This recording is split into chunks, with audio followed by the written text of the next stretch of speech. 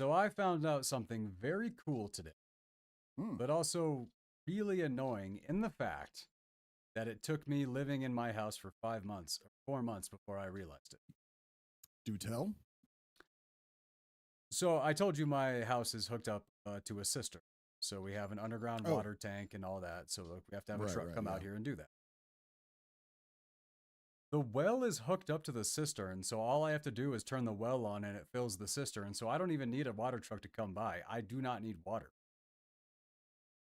Oh, well, that's good news. Wait, how much water truck did you pay for before you realized that?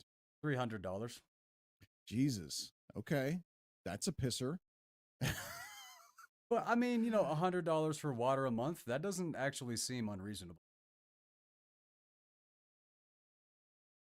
Granted, most places I've lived, the water's been included, so I actually don't know the price of water. Yeah, I'm trying to remember. I did live in a rental house once where I had to pay the water bill, and I'm Was trying that to out remember in how much I. Oregon or what?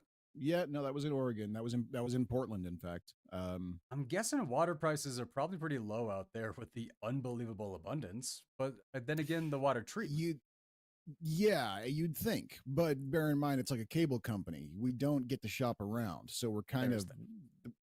they can charge us whatever the hell they want. And I seem to remember it being kind of one of those like alternating things, like it depended on the demand, the overall demand of your area, and so it Mhm. was like there were some months where it was like $20 a month, and some months where it was like 150. And yeah, it Ooh, was, yeah, it was fucking you weird. had surge pricing for water? Yeah, yeah. Gross. Yep. Yeah. No, we really we really need to do something about some of these public utilities being operated by private companies. Um there's a certain point where Yeah, you've got to that's go like, that's an nah, old that fight. yeah, it's an old fight, and there was supposed to be a compromise. Part of the compromise was that they would be allowed to operate under regulation, but then, a couple of years go by. Are these regulations really that important? Here, have another bottle of wine from the missus and I. I mean, do you really? I mean, when was the last time you paid a water bill, Congressman? You have no idea what that's like. So you can just sort of forget about it. We'll just pass some new laws. Don't Oh, even worry your pretty little rich man head about it.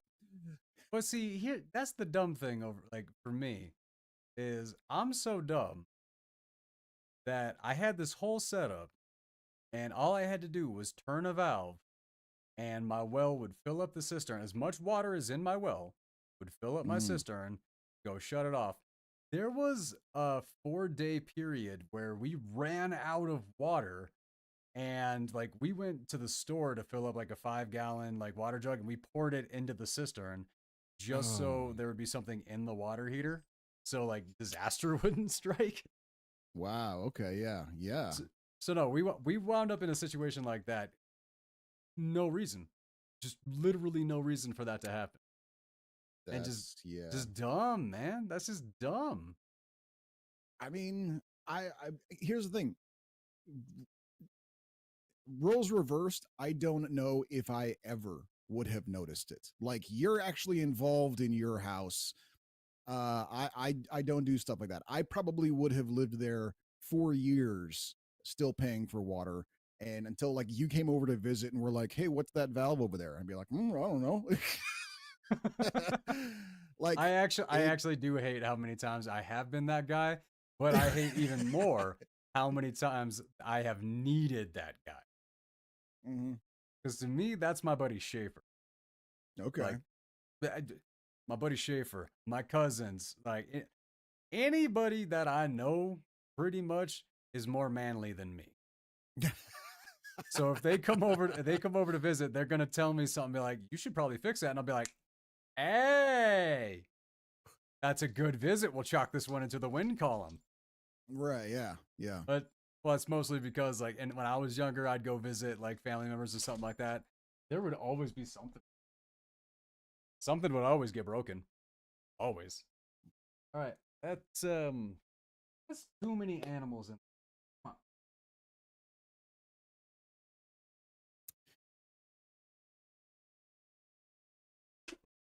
Sorry, I had a cat and a dog wrestling on top of the computer. Like the cat was on top of the tower, and the dog's like, and I'm like, this is gonna go bad real quick. Yeah, no, that's a recipe for disaster right there. An adorable disaster, but a disaster nonetheless. Oh, for sure. I cannot. I just described my children. I would think that's pretty much all children. Probably, yeah. Actually, yeah. That pretty much adorable disasters. That if you're lucky. Oh yeah. Well, they need to be disasters. Like they have to be Yes. that. That is an essential part of growing up is having those dumb moments and everything like Mm. that and all this. Like it's funny. I was just seeing a video on I don't know. I think it was YouTube Shorts or something earlier, and it was this mom trying to hand this like boiling pot of water to her son, and she's like, "It's hot on the bottom," and he tries to grab from the bottom, and she pulls it away. She's like, "It's hot on the bottom," and he tries again, and she pulls it away again. She's like, "It's hot on the bottom," and he tries again, and then she like leans over it and like screams in his face, "It's hot on the bottom," and the kid's like gently takes it from the handles, and then it crossed over into like a Gen X guy going, why didn't she let him grab it from the bottom? Exactly. That would have been my move. I would have been That would have been my move too. After the third warning, I'd have been like, all right, here we go. We gotta this is gonna Third warning, suck, but apparently we gotta do it. I wouldn't have stopped him the first time. Like, wait, hold up. You're dumb enough to you're not gonna be dumb Now, enough in about 5 minutes. No, see there's a line between a teaching moment and straight up betrayal. Okay, and that's straight up betrayal. What you just described. You got to give him at least one warning minimum. Yeah. I'm gonna agree with that. Probably. And I'm gonna go with the probably because every guy I know, every dad that I knew, everything like that, if like a kid was messing with a light socket, be like, wait. If he survives. And honestly, everybody who was like that, hey, what's up, Daniel? Everybody who was like that, I feel is actually a little better off as an adult. No, that's true. Yeah. Yeah. No, it's not a surefire thing. I mean, like, yeah, I know a few people who have been in situations like that, and it never stops. It never ends. They just keep doing stupid shit over and over again. Like no matter how Okay, many well, times they electrocute themselves, they still stick their finger in the socket. Well, see, Every there. time. Okay, So. now we're definitely coming up on like an actual like I'm gonna say like philosophical difference, because every one of those is a teachable moment. But if you are working with somebody who is unteachable, then you are just No, you are just ripping it. You're just making fun. You're some form of bully at that point. no, that's true. Yes, But I think you have to find out whether you're raising an idiot or not. it's good to know ahead of time for sure. Yeah, Oh, I'm if lucky only enough. you could know ahead of time. Well, I mean, yeah, but yeah, I mean, luckily I didn't. My kids, they weren't stupid. But the best part is that yeah, after a couple of those like warnings, and you're just like, it was never like a hot on the bottom type thing, but it was usually things like don't touch the stove, it's hot. Give them a couple warnings, and then yeah, they burn themselves, and we have a moment. After two or three of those, suddenly they understand you're not screwing around when you say don't touch that, and they True. respect it. That is true. That is true. Uh, I see. I'm like, here's the difference. Like, if you tell somebody that the stove is hot and they're like, "Oh, I have to touch it. Gotta touch it." Let them, touch it. Yep. But if you Yep. got somebody who's like coming up and about to put their hand down and like rest it on the stove, not realizing it's turned on or something like that, save them. That's the line. Oh yeah, for sure. Yep. Like, you don't like set a hot plate up and go, "Hey, have a seat." Like, Hmm. that's just mean. Although I did find fun is I think one of the more fun. I think this was with my eldest. Yeah, not my youngest, my eldest. But it was one of those like, turn the stove off kind of thing, and then like maybe a little bit of time had gone by, and then like we were about to like take the metal part out to wash it, and my kid like stops and goes like, "Ooh, is it still hot?" And I just went, "Let's find out," and I spit on it right in front of him, and I'm like, Not sizzling. It's cold. Go ahead. And that I think was one of the most fun, like just random parenting lessons of just like, yeah, if it sizzles, it's hot. I like that one. I can Yeah. get on board with that one. Uh, what is one of your dumbest kid stories? Like when you were like When I was a like kid, in the vein of what we're talking about here. let me think here. Because here's the thing, I've been trying to think of one while we're sitting here in the preamble, but it's one of those like I'm trying to think of it, even though I know I was an absolute moron for most of my childhood. And the rest of Yeah, my several childhood, I was same. just kind of an idiot. But no, I was never a smart adolescent. Oh, shoot. I do remember this one. It's amazing that I remember this one. Um, Oh, it good was, stories I start that was, way. yeah, I was at a Wendy's with my dad. And this was way back in the 80s. Wendy's looked very different back then. So we've got like, you have the Oh yeah. dividers where they have like, here's this is the trail you go if you're waiting in line. Back then, the Wendy's line dividers were actual concrete posts with actual metal chains linking between them. And I was the dumbass who decided that I wanted to basically like sit on the chain and swing on it, like a swing while I was a bored kid waiting for my order and waiting in line. And so I'm sitting there on the chain swinging back and forth like it's the swing at the playground. And my dad keeps going like, knock it off, don't do that, knock it off, don't do that. And I'm not listening until finally I literally just flipped upside down and whacked my head right on the concrete floor. I I don't think we remember that all have part. that story. I remember waking up from it. There you go. Yep. Got the same story out at Rice Lake in North Dakota. Did the same exact thing. I just think that's something you do as a kid. Yeah, you got to knock yourself out at least once. Yeah. Oh yeah. Oh, and clearly we're all doing it in the same fashion. Uh, my best friend and I, we were 6 years old, and we went on the roof of my house, um, and we were jumping off the roof doing combat rolls just into the backyard. No, we were successful. Okay. A few. Hey man, we were kids. Power Rangers, Jean Claude, Sure. Yeah. Bruce Lee, Jackie Chan. Like we were that was our everything. So yeah, practicing any stunt that we could find. Amazing that we are alive. Sure. Yeah. Like the amount of broken bones he's had, yeah, that's pretty high. I'm surprised I've never broken a bone before. Mm. I had that like when I watched Unbreakable, I was like, oh, Bruce Willis. Right. I might have thought that too, except I have broken one bone one time. Oh, really? Yep. Broke Well, broke my arm when I fell down the stairs once. Then that's pretty much it. I broke my buddy's leg throwing him down the stairs once. Oh, okay. You're a good friend. This, okay. So here's the thing. Yes.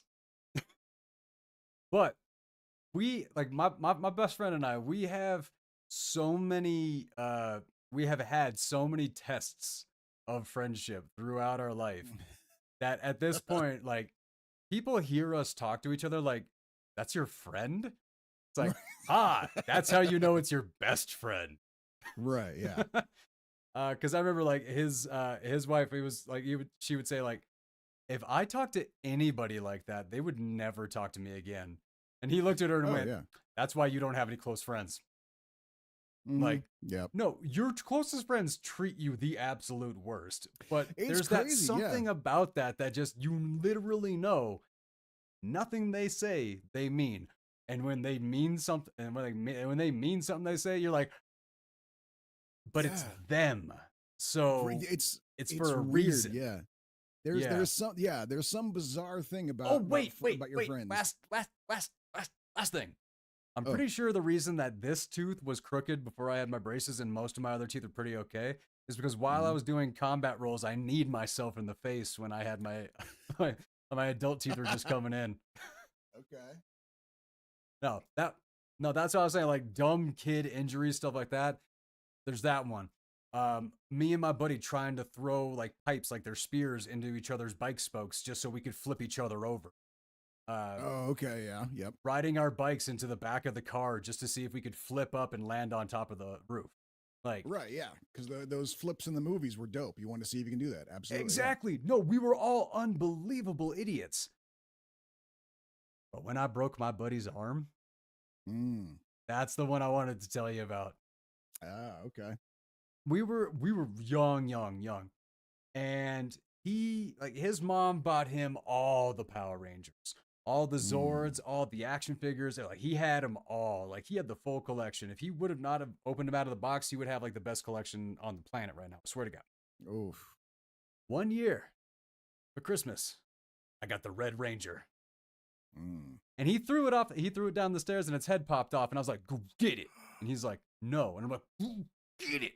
So we're just two little kids at the top of the stairs having this fight, and I'm like, "Go get it!"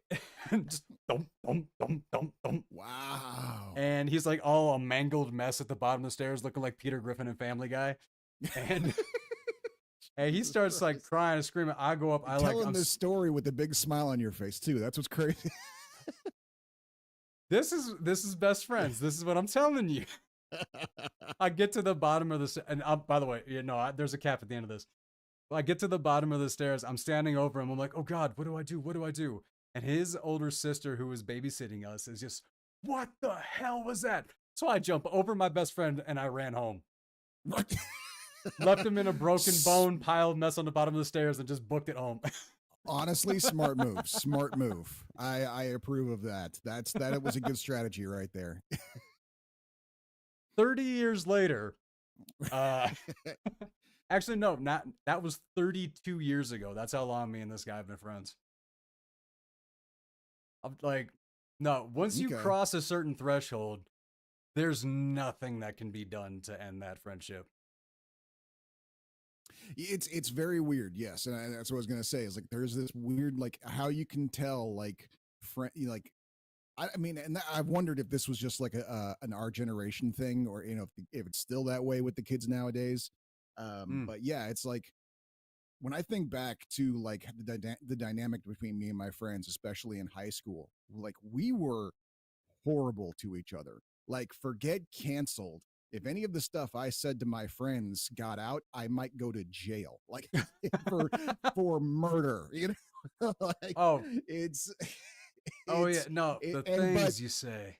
Yeah, of course, when you say that, now I want to know a story. I might tell you one later. Like, when we're off the air. Like, I'm not kidding. It is that bad. Damn. Yeah. Then, but yeah, like for some reason, when they do it, it doesn't bug you. Like, if the school bully did half as much stuff to me as my friends did, I would have walked into school with a Gatling gun, but no, my friends, I'm like, it's all right. It's funny. It's funny. I get it. No, there really, really is. Yeah. No, I'm all the way on board with that. I know, like, some of the tamer things that we used to say to each other is like we would like quote movies and stuff like that. Like literally, I called my best friend after we watched Double Take, one of the movies that we're going to be talking about tonight, and I told him I no context at all. I just almost like, I'm gonna roll you like a Philly blunt and smoke your bitch ass. He's like, you watched Double Take? Like, we would say stuff to each other, and like people around us would be like, are these guys gonna start swinging on each other? And then we would just immediately start laughing. Nobody would have any idea what was going on, but I swear to God, that is almost every single male friend group. I don't know about how women kind of, because that was like a huge theme of today was I don't know what I don't know.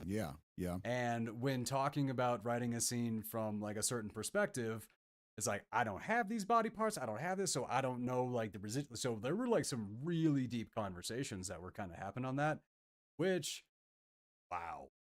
Yeah. Promised the woman I would never divulge her name because, obvious reasons. Sure, yeah. Holy crap. I still just want to sing the praises to this particular beta reader. If she's tuning in tonight, my God, thank you. But that does lead me into something I wanted to ask you. Have you ever had beta readers for particular sections of any of your stories? No, no, I haven't. I basically have like I've got a Because of small like group. where Jennifer was talking about sensitivity readers. That's Right, yeah. And it was, and I guess to a certain degree it's because, when I am writing, I am mostly writing for myself and my friends anyway, and so I just grabbing my random friends and saying like, "Hey, do you want to read this?" basically works.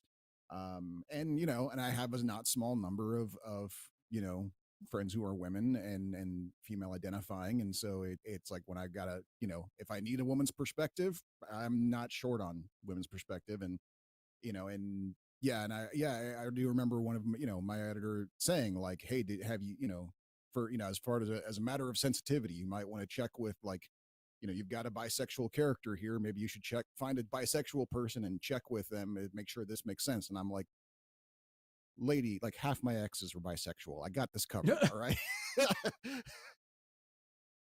one of them will tell me if I messed up. Right. Exactly. Yeah.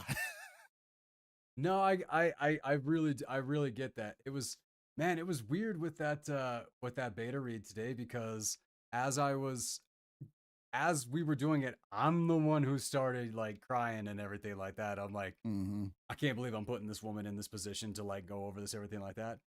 Right. She nailed it. Like that it, there's a particular reason why I wanted to kind of bring this up. Again, not saying who this person is, not like any, not state, not the, nothing. Right. Somebody I know. She was assaulted, and when people found out, she saw this person like a month later, crutches, bruises, casts everywhere, everything. A group of people found out and handled this guy Okay. really, really, really hard. Which, Okay then. yay, that's what you do. Yeah. Like I said, humans by and large are good people. Like I keep saying. Yeah. 100%.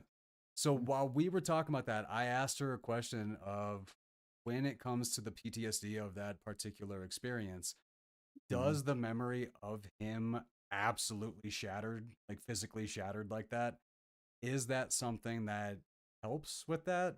Or is that, or does that just not matter? Is it one of those Mm. revenge didn't quite land type That things? is a good question. That is a really good question.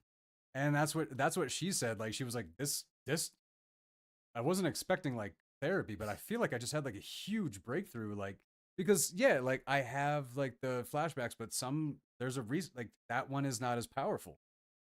So she Okay. said like next time she has something, a flashback or something like that that takes her there, she's gonna try to actively like visualize that dude like in that state. See if it helps. Okay. Yeah. Interesting. No, Interesting. I thought that was really interesting. I thought that was like a for really powerful thing for her to take herself to in order to help tell the story. It was really powerful for me that she was willing to like go into discussions after the fact Mm-hmm. about how just everything. I am wildly impressed with this woman because one of the central themes of my second book is there's some really rough stuff that happens to the main character, which is a female. And I've been really concerned over, have I gone far enough and where am I crossing the line into smut? Mm. And Oh. through a reader, through like somebody helping me like that, I am never going to be to thank this person. That's why I was asking about like the sensitivity readers and things like that, because I was wondering if you had Right. any stories that kind of like paired up with that. Not really. No, actually, it's most of the time, like most of my beta reader feedback, just basically like when they hit a plot twist, they'll like text me like, "I didn't see that coming at all. How did you do that?" No, And that's basically all the feedback I get. fair. Yeah. No, that's no, that's very fair. Uh, but yeah, going into like those sensitivity readers for like things like that, the one thing that I've been really terrified of is I'm gonna write something and the beta reader's gonna look at me and go, "What the fuck?" Like, hasn't happened yet. I yeah, well, I think part of it too is that like I do kind of like I don't really delve that much into it um like and that comes a little bit from my own personal experience. I've done a lot of theater. I've been around a whole lot of different kinds of people, and my personal experience of all of the queer people that I have met, I know one person where being queer was a part of their identity. Everybody else, it was It's like, yeah. yeah, it's just like, oh, by the way, let me introduce you to my husband, and like, oh, like I've known you for 2 years, and this is how I find out you're gay. Okay, all right, so and and so like if I do have that in the character, it really is just kind of like a sort of like, if we need to know, there it is, and and so there's no like real sensitivity required. I don't really delve That makes a into good the that's a good point. lifestyle, so it's basically more of like, it's their disabilities, their sexuality, any of these sorts of things that might normally require sensitivity. I'm basically just sort of putting on them as much as like their shirt and pants is. Just it's not really a thing. And so that's part of, I think, why I kind of like get away with not needing a sensitivity rater, is because I'm just sort of like, I like people with yellow shirts, and fuck it, I'll make them gay. Like so, Well, I mean, like, really, it doesn't like stuff like that doesn't really define what a character is going to go through. right, It does kind of paint the setting. I mean, it's like why Stan Lee said that Peter Parker, he's not gay, right, okay, because that was Peter Parker's, like, that story. Peter Parker is a straight white, like, that's it. Anybody can be Spider Man, but this is who Peter Parker is. Anybody can okay, be Spider Man, different name, different story, anything like that. right, But this is Peter Parker's story, and I really appreciated that about Stan Lee saying that about Peter Parker, because that is true. There is a perspective, a perception, and life experiences that come from being straight, that come from being gay, that come from being bi. You are hmm not going to perfectly make the same person without having those experiences. So I like that we have 1,000 Spider-Men, oh yeah, totally, yeah. I think but that's I kind of one like of that the the yeah. character stays intact. And yeah, we got, like, who is Miles Morales any less a Spider-Man than Peter Parker? No, absolutely not. No, But he not is a oh different Spider-Man, and depending who you are, which one's your favorite, doesn't really matter. Whichever one you identify with more, maybe. yeah. Which one was like Oscar Isaac? He played trying to think of the name of that one. It's like Spider-Man 2099. That animated movie, Oh yeah, I watched that with my nephew, and I was like, dude, I don't think I've this seen is that one yet. really good. Yeah, Yeah, no, we watched like the Into the Spider Verse, Across the Spider Verse. Like, yeah, dude, those are those both really movies are good. Yeah. amazing. That's what I'm talking about. Oscar Isaac plays Spider Man 2099. Oh, right. That's right. I forgot about that. Yeah, I thought that was a different Spider-Man movie. For some reason, I was thinking it was like the DC universe. They're just cranking out, animated movies quietly that no one ever hears about until they've been out for a year. I know the new season of The Boys has a Spider Man in it, but I didn't know DC had a Spider Man. No. I was thinking they were doing it like the DC universe does. Oh, oh, gotcha. There's like a dozen animated DC movies that have come out in like the last 6 or 7 years that I am only just hearing about, that are apparently amazing.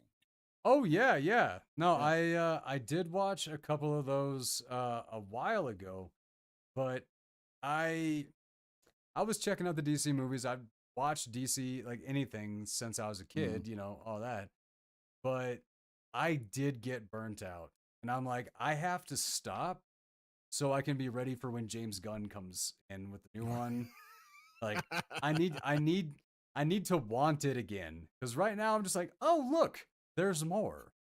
But I don't really want it. right. The new Superman movie, I kind of want that. And I need to go watch the Thunderbolts. I know that's in. Yeah. Yep. Looking Are forward you to guys that. gonna go check that one out? I mean, I'm probably gonna go. My kids have all moved out, and don't really get to go see movies with them anymore. But they'll probably They'll probably see it on their time. I'll see it on my time. It's a little bit of a bummer we can't do it as a family anymore, but you Well, know. didn't you just drive out there and take all the kids to a movie? Yeah, but there was a whole kerfuffle. We ended up seeing Wicked instead, and that was fun. That's only that's part one of two, right? Right. Yes, exactly. Yeah, I don't like that they didn't advertise that before people went to go see it. That yes, that was a little bit of a bummer. But at the same time, I kind of get it. Um, like at the end, like when I thought about it, I appreciated that they didn't cut any that much out of the play. That basically, yeah, the movie ends where the intermission would be of the actual Broadway show. So Oh, okay. All right. Well, then that's not so bad. yeah, Okay, no, that actually does work. All right. What do you say we get into it? let's do this. All right. Welcome to Heist. I'm Bradley Hackworth, joined by Jonathan Ems, otherwise known as Doc. Greetings, fellow humans. Oh, that was bad timing. Sorry. That was ooh. Let me let me try that again. Yeah, why don't you hit that with the take two? Yeah. Greetings, fellow humans. Much better. Much more smooth like. That was an amateur fucking move, is what that was. My apologies. And this week we are rehashing Double Take and Stalag 17. Both flicks that we did a commentary with, and a reaction video might be coming someday. I don't know. We'll see if I get to it. Live commentary. We watched it. You couldn't see it. There you go. So that type of setup. You hit play. You like when we say to go on the channel, and then it's like we're watching the movie with you. Mm-hmm. I've had fun with that, doing that with other people, other YouTube channels. One of my favorite ones is Mary Cherry. She absolutely cracks me up, and like me, she cries at everything, so I don't feel alone. That's good. Okay, yeah, I can see that. That works out really well. The first flick for this one was Double Take, the 2001 blaxploitation film, which was a remake of the 1957 film Across the Bridge. Originally written by Graham Greene, Guy Elms, and Denis Freeman. Well, Guy Elms and Denis Freeman did the screenplay for the 1957 film. Written and directed by George Gallo, who also wrote the Bad Boys films, which this is like my favorite Bad Boys film. Like right, yeah, we were talking about that when we were watching it. I'm sitting here going like, now I want these guys to be the bad boys now. Yeah, I want the full franchise. I know it's been over 20 years, but I want more. Yeah. Like, nah. Damn it. Starring Orlando Jones, Eddie Griffin, with Gary Grubbs, Sterling Macer Jr., Benny Nieves, Garcelle Bovai, I think is how you say that name, Andrea Navedo, Edward Herman, Sean Elliott. He's the dude like, man, you got that Sammy Davis Jr. thing going on, man.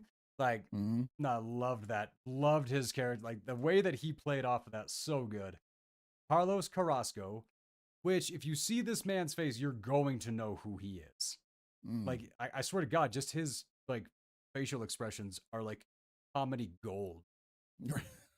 And Vivica A. Fox, who for some reason was uncredited, even though she was in the beginning and the end, and she had speaking lines, a character name, and everything. Right, yeah. No, she was just as much a part of that movie as anybody. And it's like, okay, I can understand if they didn't give her top billing because she was a minor character. But yeah, uncredited, that's weird. That's freaking weird. I thought that was just crazy weird. So my question to you, going into this movie, what were your expectations? And featuring Willow the dog, don't forget. Oh, yes, and Willow the dog as the Spanish-speaking dog. Right. Freaking best scene with a dog in it. Good God. Sorry, repeat your question. What were you expecting going into this flick? I didn't know what I was expecting. I remembered when this movie came out. I could not remember the trailer. But yeah, basically Eddie, you told me it was Eddie Griffith and that it was Orlando Jones. And I basically kind of went like, probably going to be funny. Like that was basically all I kind of went in with that. Correct. Is, as I said before, when you told me that this is what we were watching, I said, I think Orlando Jones is one of the most underrated actors of our time. So I will watch anything he's in. I even sat through that entire crappy Sleepy Hollow TV show just because he was in it. He's in that? So yeah, he's their boss. Oh, now I have to go watch a crappy TV show. No, I feel that. I feel that. Like when you got somebody so tremendous in something, you just gotta. Right. Yeah. Exactly. So, like Oliver Platt, like he's in a cop procedural now. Really? What's he in? Is it is it an NCIS? Is he in one of the NCIS spinoffs? I don't think it's one of those, but it like I was watching it over at my sister's house and it was just on, and I'm like, so that's what happened to Oliver Platt. I've missed that guy. But it's like they say, you know, you do like you do the movies to get famous, you do the TV shows to get rich. So Right, maybe he's just collecting a check at this point. That's the thing, yeah. Like, well, I mean, like, did you ever see like Blacklist? Did you ever hear of that show? Oh yeah, I watched the first 3 or 4 seasons, I think. Okay, I watched the whole damn thing. That's why. That's why I stopped. I was like, I need a break. I mean, they just keep going back. Like, stop. Yeah. I mean, that's the thing is like it's James. It's if you like James Spader, this is the best James Spader you're gonna get. And he is worth watching. Every moment that he's on screen is gold. Everything else about the show is such crap. I know. Oh, I know. James Spader is like it's not only the greatest thing about that show, he is the only great thing about that show. There are some good things about that show. Yeah. But yeah. No, but if you want a more balanced James Spader cast, like where he's going through Boston Legal. I mean, Boston Legal. Yeah. Oh, yeah. You can't get better than Boston Legal because you got Spader, you got Shatner. Later on, you get Sybil Shepherd. Or no, wait. Was it? No, it's not Sybil Shepherd. Who is it? I'm not going to lie. When I think of Boston Legal, I just think about Spader and Shatner and their homo, not homo relationship. Like, right. Yeah. Well, that is the core of what makes that show great is their whole dynamic for sure. Yeah. So much so that the two straight guys get like straight. I still don't know. Get married at the end of the freaking series. Like, what? What was that? But no, Boston Legal, hilarious.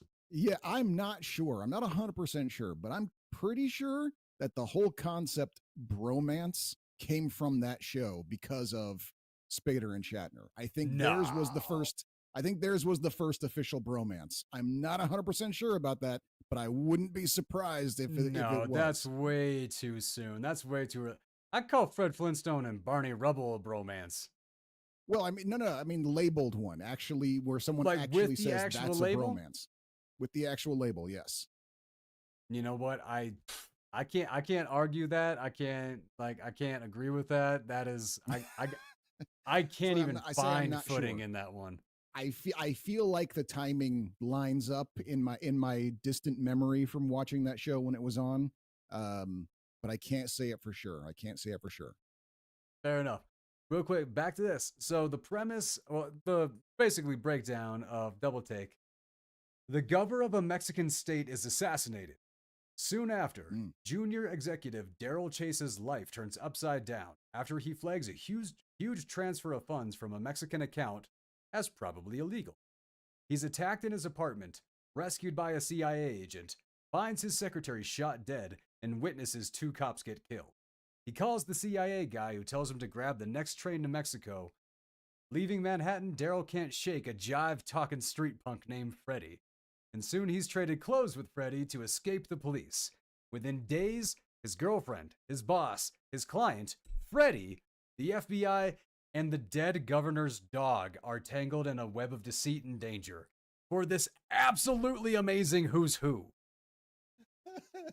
that batshit insane description does not give this movie justice. Oh God, no. God, no, I think what you said while we were watching it and shortly after was the absolute perfect way to describe this movie. This is the best American James Bond flick.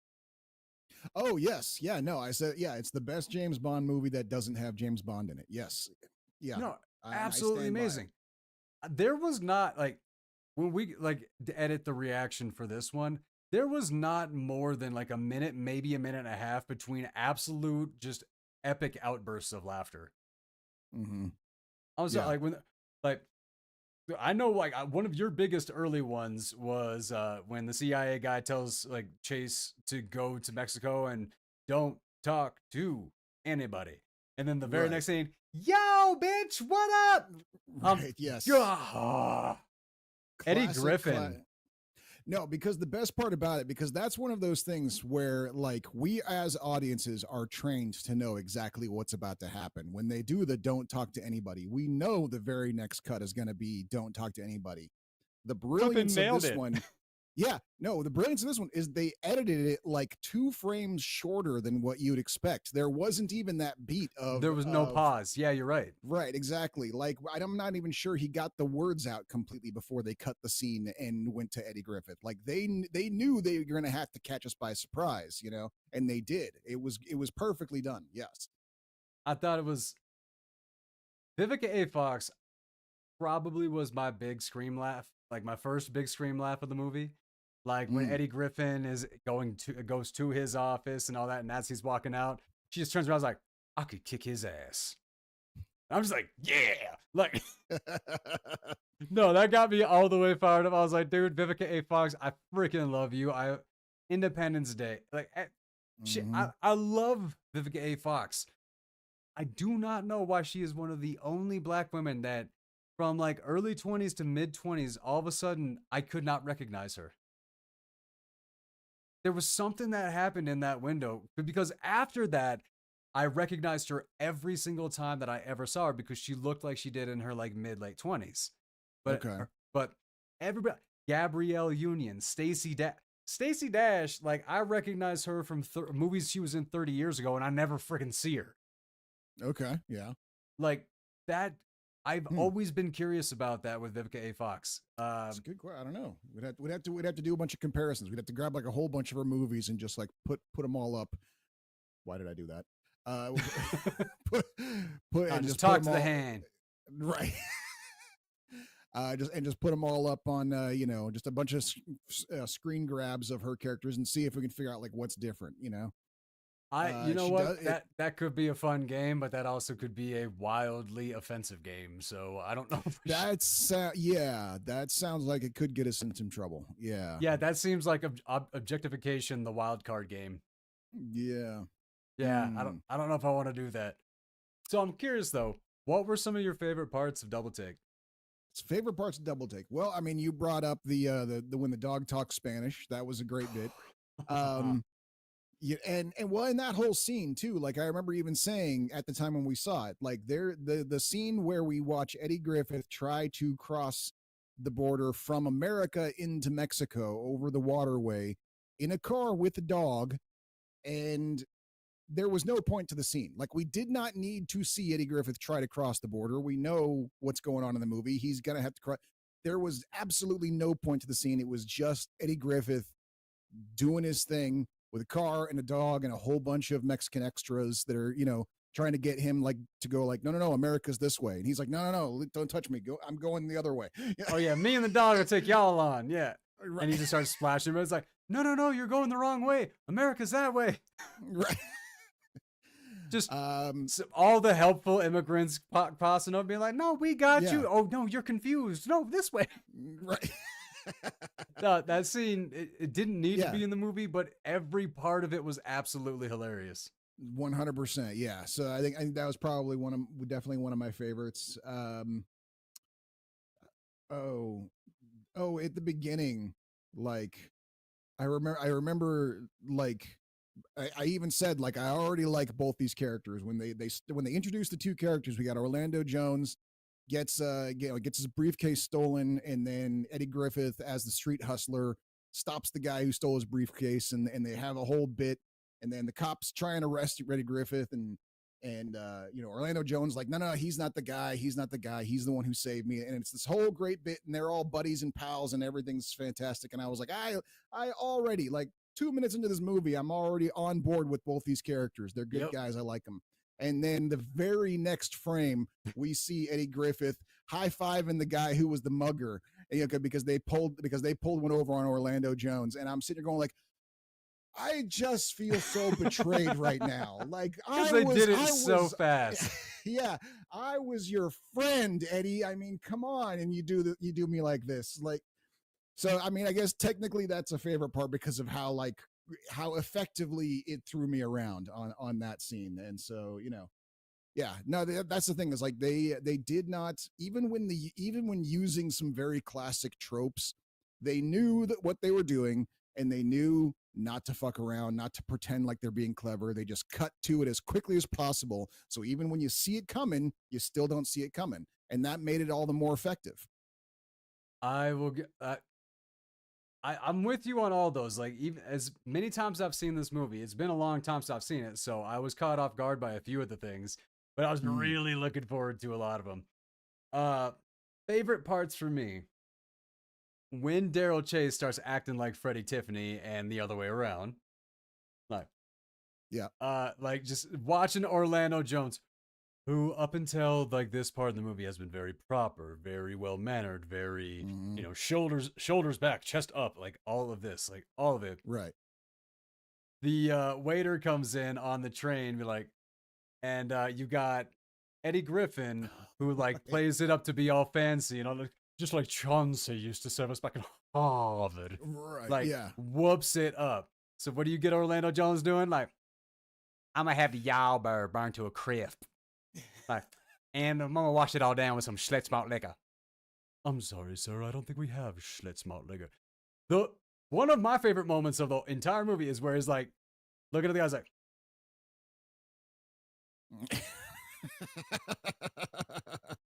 no, Schlitz malt liquor. Just the way that he's like warming up and he's like warning Freddie Tiffany that it's about to go down. That little anticipation is so damn good. Oh yeah, no, that whole, I mean, that goes with the whole, we were talking about before about like how our friends are so terrible to us, and like that's what they're doing here. It's like they're trying to hide from the cops by switching, places basically. Like they got the short little guy who the cops are looking for, the short little loud guy and the really tall buttoned up dude. Yep. So they trade clothes and become a short buttoned up dude and a tall loud guy. That's their brilliant plan. And so the whole time that they're basically like trying to pretend to be each other, they are making fun of each other. Like, and it never stops being gold. Yeah, and Eddie Griffith isn't just trying to pretend to be buttoned up. He's basically making fun of Orlando Jones's character on how overly buttoned up he is the whole time, and vice versa with Orlando Jones and Eddie Griffith. And yeah, and they do this for a solid half the movie, and it never gets old. It's really weird. No, it never gets old. So there's that scene, which is a huge highlight for the film. The emu farm. Ah, yes, the emu farm. Yeah, the line where George Gallo's wife is behind the counter, and like the country boy's like, "That's the bird of the future right there," and like his whole speech, she's like mocking him behind, or so she's not. He can see her. He can see her mocking him, but the guy that like she's supposed to be mocking him too can't see. That is such a wonderful moment. See, I didn't get that she was mocking him. I got that she was coaching him. This was a speech the two of them had prepared together, and not so they with were the look together on her face. Oh, see, that's how I took it. Was that this is something that they had both practiced together, and so they were saying it together almost. Oh no! See, if it weren't for the sneer, the pure sneer on her face while he was saying it, sneer. Because as soon as Orlando Jones turned around, she went and put the smile back on. Ah, I missed that. Okay, I didn't catch that. I read that whole scene a whole different way. Still was great, I thought. I just saw it a different way. I loved that. Then there's that moment where you get Carlos Carrasco as the sheriff, and then like Freddie Tiffany's like partner comes in like Federico, and then Orlando Joe's like, "Wait a minute, I know you. You know me mucho times." Right. And Carlos Carrasco just sitting there just That That was I an was insane. That was an dying. insane scene. Yes, Oh, I was lot of yelling over each other on that one. That scene actually bugged me because of how oh really? much yelling because they were constantly yelling over each other, and I'm like, okay, we get it. Can we cut this scene down by But about 30 that's seconds, what please? made Carrasco's characters like facial reactions. You got all this screaming and everything like that, and then you cut to him and he's just like Oh like no, yeah, no, that's I'm what right like there with you. I get it. if Yeah, it weren't for the screaming, that would not have made me so laugh so damn hard. But I do see where you're coming from. yeah. Um when it like when the full realization, like after they're down, like that moment where Fred Tim is like, own the dog? Or the dog's the center of the entire investigation. But you didn't realize that, did you? No. I was under the auspices that it was a tracking device. God. I swear I could sit here and quote that literal entire movie because it is that kind of movie. It is nothing but zany, wacky, Yep. well thought out fun. And the way it all ties together for that who's who moment when Orlando Jones is in that or being signed out of that Mexican jail, and he's like, Yeah. "Oh, I see. There's a bite mark on that on his leg." Well, that everything comes together, and you're like, "Man, Freddie Tiffany Right. was real." Yeah, that's the big shocker that's the big reveal of the end of the movie is that Freddie Tiffany is not full of shit through the entire movie. He's still nuts, but he's not full of shit. He actually has been telling the truth the whole time. Right? There's that line. It's like, "He told you I was out on a 5150, right? Nuh-uh. Mm, It's out on a 1710. I don't even know what that is." right. It's great. That was yeah, I think that was another big belly laugh for me was on that line. Yeah, that was a good one. So and then there's that where Orlando Jones is given his like, all right, here's your moment to be a badass. He has the gun, one handed, pointing it up and everything like that. Bang, unloads the whole clip. Doesn't hit the guy a single time. Right, yeah. And then the guy's like, let me show you how I don't know, a true professional or a marksman or something like that. And then as he's falling down the stairs after the dog bites him, doesn't miss a single time. Right. But and then all the way through to the ending credits where like Orlando Jones like grabs the pen and brings in the strike team. They're Right, still yes. making fun of each other at that Right. point because Freddie Because Tiffany even was a competitive surfer in Hawaii. right. This movie was so much fun. Right, yeah. But now that I've gone through like all those different scenes, like any other highlights that kind of came up on you? No, no, those were the two main ones. Was the beginning when I got betrayed by Freddie right out of the bag, and then had Freddie crossing the border. Those were the two big ones for me. Um, Hard to pick a favorite Orlando Jones moment. I feel like he Mm. just kind of like held solid throughout the entire flick, especially when he's doing his like straight man routine against Against uh, Eddie uh Griffin. Eddie Griffith. Yeah. So like he's a good like and again repeating what I said while we were watching it, like their dynamic was very akin to The Rock and Kevin Hart together. Like Oh, those I can like see we're that. talking like a comedy, a perfect comedy duo. Like give me more of that. Give me more of that. I can jump all the way on board with that. Uh, Now, not a lot of trivia. I couldn't really find a lot of fun facts or really anything about this movie. And here's the reason: the Metacritic score on this movie is only 25. Right. Yeah, I remember you told me that.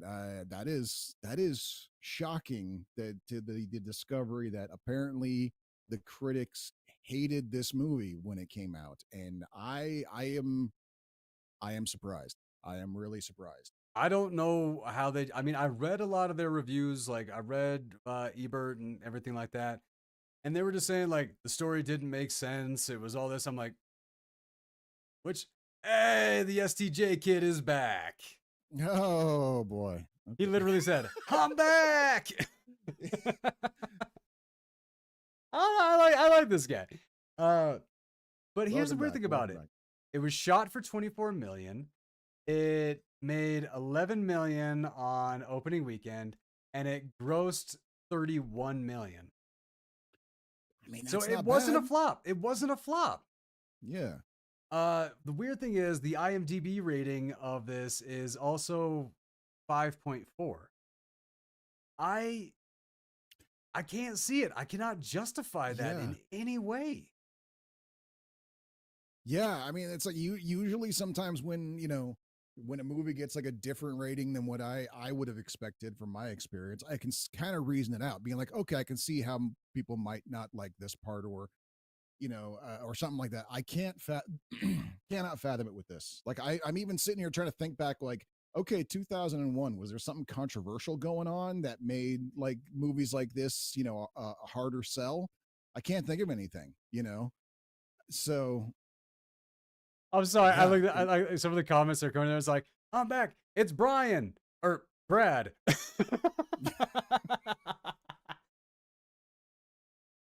it's good to know we got some dedicated fans who don't even know our names. Yeah. I couldn't even begin to care because that was too funny. Like tonight we're talking about two movies, Double Take and Stalag 17. Double Take is a 2001 incredible comedy that apparently a lot of people didn't like.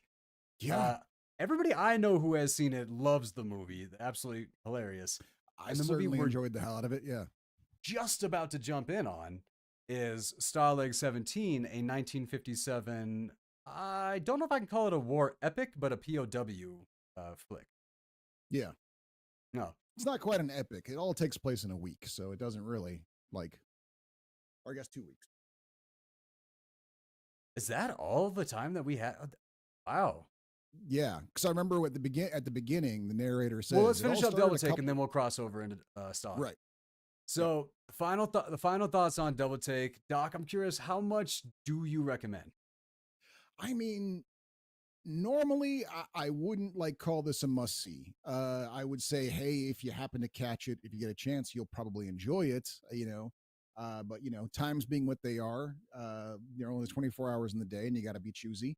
I wouldn't call it a must see, but just like hearing how much like critics really hated this thing, I kind of feel like it deserves some justice. Like I think maybe people should go see it and give it another look, because this is a movie that I thought was a lot better than everybody seemed to think it was back in the 2000s. And so and Orlando Jones, I mean, come on. Oh yeah. Like you know, like I said, And I don't think underrated, Eddie Griffin was massively really underrated. known back then either. Probably not. Like his Undercover stand-up Brother comedy, hadn't come out he yet, was already right? going. Okay. When did Undercover Maybe Brother he come did out? Undercover Brother before this. Let me check the year on Undercover Brother. God, I love that movie. 2002. That's a classic. So this is before Like just before. Okay. So I don't know. Yeah, maybe. Maybe man. the world just wasn't ready. It was ahead of its time. The world wasn't ready yet. Let's call that. Let's go with that. It was ahead of its Yeah. time. There was so much amazing comedy in this one, though. Like how these two worked off of each other. There was Mm-hmm. not a slow moment in this movie. I was Oh, for never sure. bored. By Yeah. the time I realized there was only like 20 minutes left in the movie, I was like, oh my God, it's like, what? I feel like I've only been watching this for 10 minutes. Yeah. Like, there are so many, like, okay, so where you talk about like must see, finite number of hours in the day, everything like that. I Right. hear you, I understand that. But you also keyed in on something that I thought you were going to go a different direction on it. Hmm. So, there are only so many hours in a day. I'm calling this one a must see because I absolutely believe that you should dedicate yourself an hour and a half of your day to laugh your ass off. That is important. That is a very fair argument, actually. Yes, and it is hard to find something that's truly going to get you laughing that hard, that consistently for a full hour and a half, for sure. And yeah, you can probably guarantee it with this. Yeah, No, yeah. Okay, I hear I you. put it on my must see comedy. I'll Yeah. go with that. Okay. Too good. Too good. All right. We're gonna switch it over now for Stalag 17. All right, Doc. You want to give us? Yeah. I'll get us started. Stalag 17, written and directed by Billy Wilder, screenplay by Edwin Bloom, based on the play written by Edmund Trzynski and Donald Bavin. Starring William Holden, Don Taylor, Otto Preminger, Robert Strauss, Harvey Lembeck, Richard Erdman, Peter Graves, Neville Brand, Sig Ruman, Michael Moore, not that one, Peter Baldwin, not that one, Robinson Stone, Robert Shaley, William Pearson, and Gil Stratton.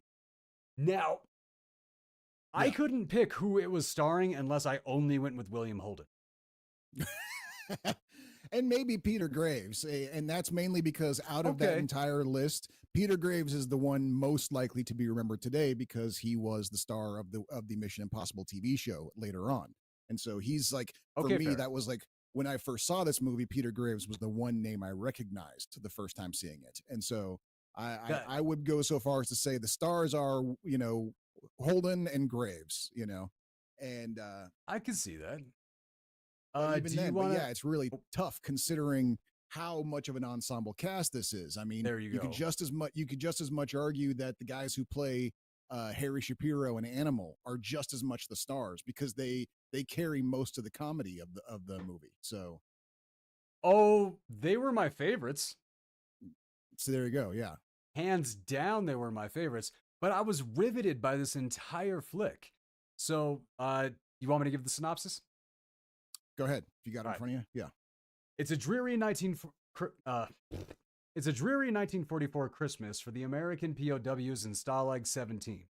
For the men in Barracks 4, all sergeants have to deal with a grave problem. There seems to be a security leak. The Germans have always seemed to be forewarned about escapees, and in the most recent attempt, the two men, Manfredi and Johnson, walked straight into a trap and were killed.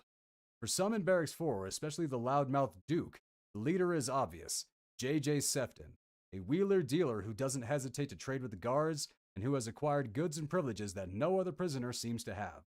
Sefton denies giving the Germans any information and makes it quite clear that he has no intention of ever trying to escape. He plans to ride out the war in what little comfort he can arrange, but it doesn't extend to spying for the Germans. As tensions mount and mob mentality takes root, it becomes obvious Sefton will have to find the real German agent in their midst, which he finally does. That was a terrible synopsis. Who wrote that? Hey man, I just grabbed the first one off IMDb. What do you want from me? It gave away too much from the get go for starters, and really didn't do it justice in my opinion. Yeah.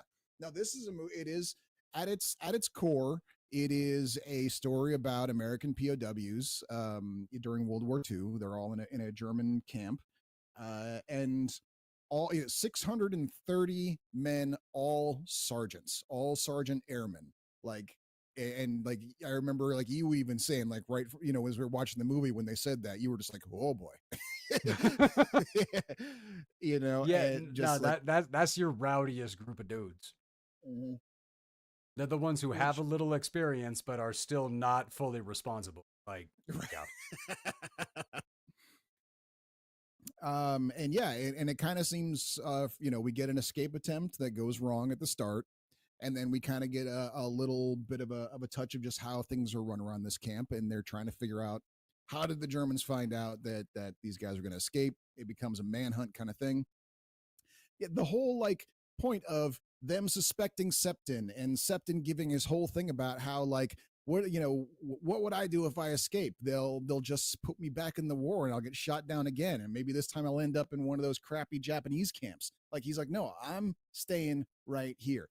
That whole bit was a pivotal moment of the play. It was a great monologue from this guy. Why would you just give it away like that in one sentence in the synopsis? That's, I mean, come on. You have some respect for the performance. Go ahead. That is the synopsis, though.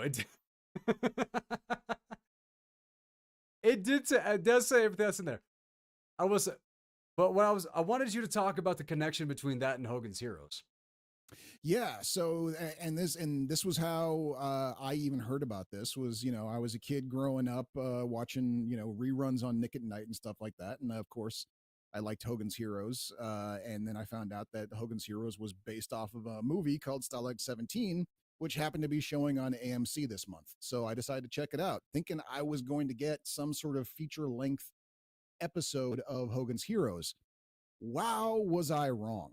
There You're is like kind of right, but like really good episode of Hogan's yeah, like Heroes. the seriousness level of this movie. Like you go in expecting a wacky comedy, a sitcom style comedy of just soldier antics, and you do get some of that, but then you also get like full on like espionage and people getting killed. And I mean, there's the character Schultz in the TV show is an absolute moron. In the movie, he acts like a moron, but you get to notice really quick he's not nearly as stupid as he makes it out to be. He's Way a more sinister. conniving, evil SOB in this movie. He's almost scary. Not quite as scary as his boss, but Whoa, pretty whoa, scary. whoa. I disagree. I was terrified of that. Really? Okay. All right. Maybe Watching it was him just bounce out to is like, oh, you Americans, I like you guys so much. And then like as soon as like it's not just that he's like, okay, now to do my spy stuff. It was as soon as they turn around and like the cold, the calculating, the pure like it was like you saw his pure nature just written all over his face and his shoulders and everything. Like as soon as they walked, he became a different character. And every time I saw that character hit, I was like, dude, this is whoa, that's a okay. monster. Right. Okay. That's like I feel like you wind up in front of the commandant, you know what's gonna happen, you know what's gonna happen there. I feel like you wind up in front of that guy in a torture chamber or something like that. He's gonna do the inventive and creative stuff. You're probably not wrong. You're probably not wrong. That's very true. Yes. So yeah, but yeah, so it was a shock and awe for me watching this, not realizing what I was getting into. Pleasant surprise. Like that's the thing. I was like, I came away from that going like, my God, like the Hogan's Heroes TV show does not do this movie justice. Like it is almost criminal to tell people that this show is based off this movie because they are so different in such wild ways. It's kind of insulting to the movie to say that. Um, but that is Gotta how I agree. you kind of have to kind of admit to it because that is how But I've only you get seen to like know it. 6 episodes of Hogan's Heroes. Like I gotta Okay. be fair. Okay, that's fair. Yeah. But yeah, so I kind of immediately had to turn around and be like, and back in high school, showing all my friends, going like, "You're not going to believe this freaking movie. You got to see it." And yeah, all of my friends, they begrudgingly was like, "A black and white movie about World War II. Screw you, man." But I finally locked them in to watch it, and then they were all exactly the same as me, the same as you, just riveted, eyes glued to it, just like, "Holy cow, what is happening?" Yeah, And so that's yeah. why it like how good it was why it had to be a two-parter was because Mm, I was falling asleep. And nothing to do with the movie. I spent all day in my workshop cleaning and just allergies had destroyed me that day. right. So I was sitting, I was like, okay, pay attention. Who's that guy? Okay, we gotta Right. stop. Like, wait, this guy was in the movie already? What? Like, no, I was having those moments and I'm like, no, no, no. This is too good. There's a part of my brain that is telling me you really want to watch this. Yeah. It's a two-parter. Right. Okay. That's a good call. Yeah. No, that was so I know the character so you say the character of Sergeant Schultz Yes. crossed from both the movie and the TV show. Yes. And I think he's the only character that survived whatever sort of studio notes they did while adapting the movie into a TV show. They changed so much of it. Basically, the only thing to survive was the character of Schultz and the fact that it takes place in a POW camp and that everyone's a sergeant are basically the three things that matter. If I'm seeing this correctly, I think there's actually something a little bit stacked onto that. Oh, yeah. If I'm seeing this correctly, the actor who played the animal is the one who plays Sergeant Schultz in Hogan's Heroes. They're both named Robert Strauss. That I'd have to go back and look. I could see that, but also at the same time, I'm having a hard time seeing it. Do they have the same picture on the IMDb thumbnail? Okay, okay, okay. Wait. No. Okay, so that was where did I get confused? I got confused here somewhere. I saw the same name on both, but now I'm not seeing either of them. Okay. What did I just do? Okay, less confident about what I just said. Okay. That would have been pretty funny, though, if that No, was the that case. but also I really could have seen that actor really crushing that because the Oh, actor that we're 100%. talking about, Robert Strauss, who played the animal in Stalag 17, he went until, let's see, 1975. He has 110 acting credits.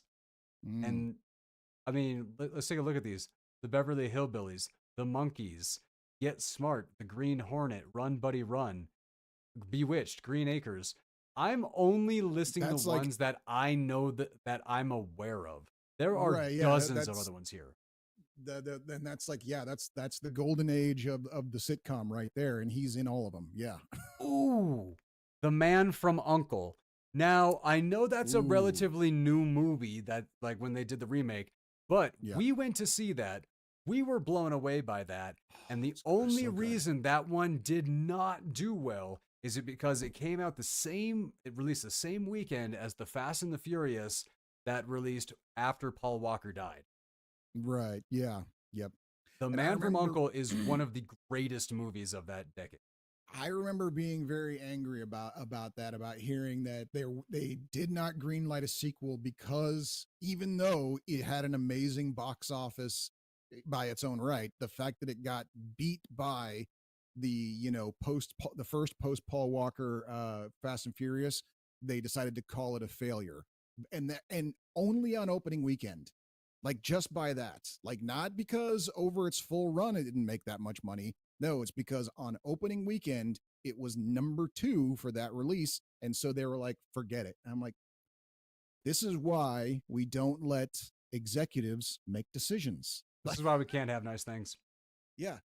So here's the thing. The budget was about 75 million and its box office for opening weekend was only 13 million. That's pretty rocky. What was its Its full its box office run? its worldwide gross was so US and Canada and then worldwide 45 million for gross in US and Canada, 110 million for worldwide. So it didn't even make $50 million. I can't understand how that movie was so good. I That don't movie understand how that happened. That movie, I'm not. We should definitely. It's I know that it's a new one. We've both seen it. It kind of breaks every rule of the show, but I still think it deserves the attention. Yeah, you know what? I'm gonna agree with you there. I wouldn't mind doing that And because also, yeah, I just wouldn't that's mind watching it again. totally, yeah. I think that might be my favorite Guy Ritchie movie, which I know Ooh. is saying a lot, but yeah, I think Man from Uncle is my favorite Guy Ritchie movie. You know, It might be my favorite Henry Cavill led film okay, all right, because I I freaking could see that. I love Stardust. That reaches like that just reaches a place. Right, yeah, Like I it's see what you're too saying. good. Um, but yeah, like the Man of Steel's, everything like that. Like loved him. I thought he was the perfect Superman. I Mm, don't think Zack Snyder should have been directing Man of Steel. 100%. Like, just I don't think he's a moody, depressed, like brooding. Yeah, that's not him. Look, I have said this before, and and I feel like a broken record, but I have been saying it since the damn trailer for that movie came out. Jonathan Kent would never fucking say that. Agreed. Agreed. Agreed. I Like know that like right there, right there, right there. End of story. which is the reason why Smallville, the TV show, worked out so well is because of the Kents. Right, exactly. They knew how to do the Kents in that show. Yes. They did the Kents better than any depiction that I have ever seen. Like they were 100%. Yeah. so good. Like I know people have their issues with John Schneider.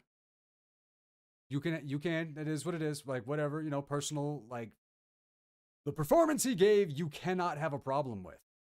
Mm, yeah. John Schneider is the best Pa Kent so far. Yeah. Yeah. No, I'd say he's up there.